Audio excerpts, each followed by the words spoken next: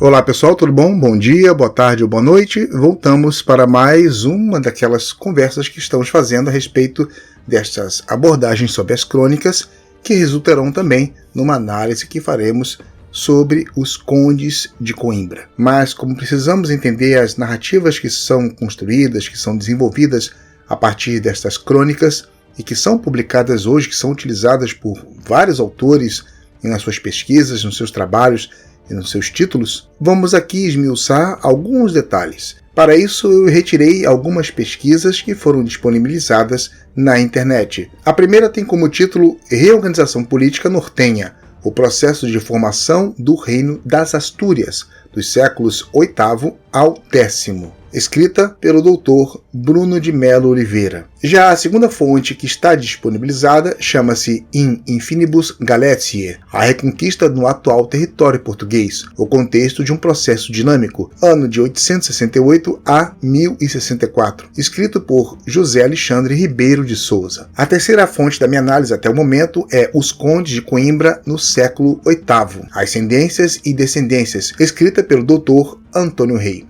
Também deixo aqui uma outra recomendação de publicação chamada A Evolução Histórica dos Limites da Galiza, volume 2, escrita por José Manuel Barbosa e publicado na editora Através.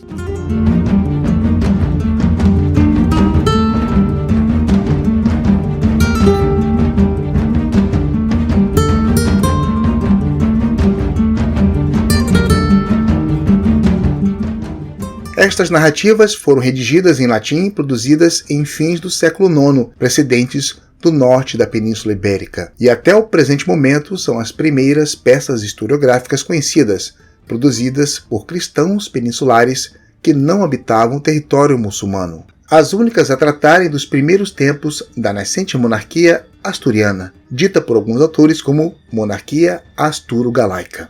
E a minha primeira opção que eu deixo aqui é utilizar o termo monarquia asturo-galaica.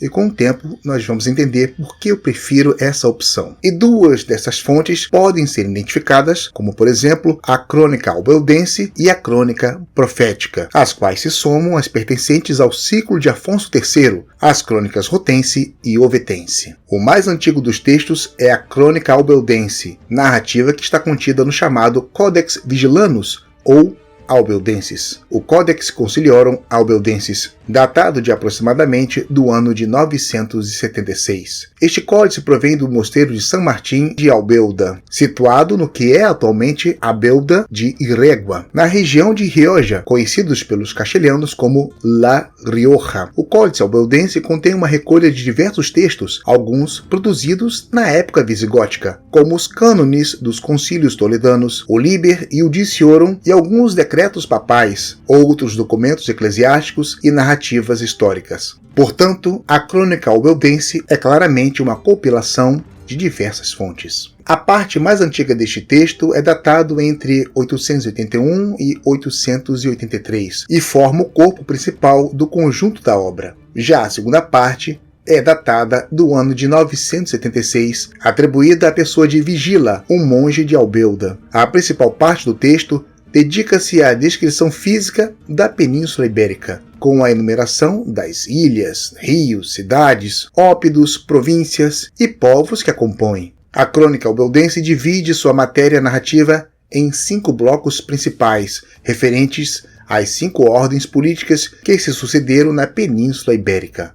A primeira, a Ordo Romanorum Regnum, a Ordem dos Reis dos Romanos, começa com a mítica fundação de Roma por Rômulo, passando por diversos eventos até a queda do Império Romano do Ocidente, com uma breve extensão até o seu continuador direto, Bizâncio. A segunda parte, a Ordo Gentes Gothorum, a Ordem das Gentes dos Godos, que inicia-se pelo primeiro rei dos visigodos, Atanarico, durante a regência do imperador Teodósio, e conclui com o desmantelamento do reino visigodo frente aos golpes da invasão árabe na era hispânica de 714. O tópico seguinte trata-se do estabelecimento da nova ordem cristã situada no norte da Península Ibérica, o Ordo Gothorum Obtensius Regnum, a Ordem dos Reis Godos Ovitenses. E preste muito bem atenção, quem está dizendo isso são as crônicas, não sou eu. A penúltima matéria dedica-se à construção do domínio muçulmano desde a sua chegada na península, enumerando seus governantes, além de fazer digressão sobre a pregação de Maomé.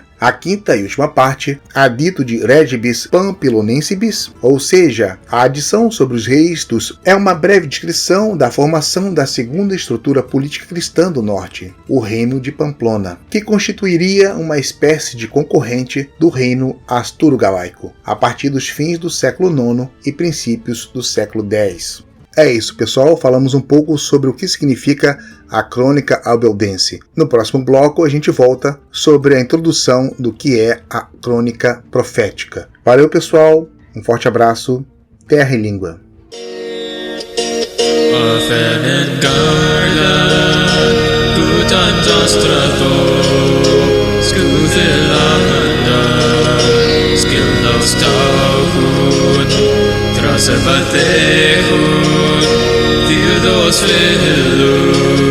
Suntar sentineru, siges dos tos, gutan erike, gerja wax, time wasting kinje, kinden nos twai, alla rixia rela gezes, rika bagategu, anwarto nu varmontuba, manakins bakvatedai, gerja gunda, guta fatai, wisamane, magetatus, skirsanas kaftas, skirtan.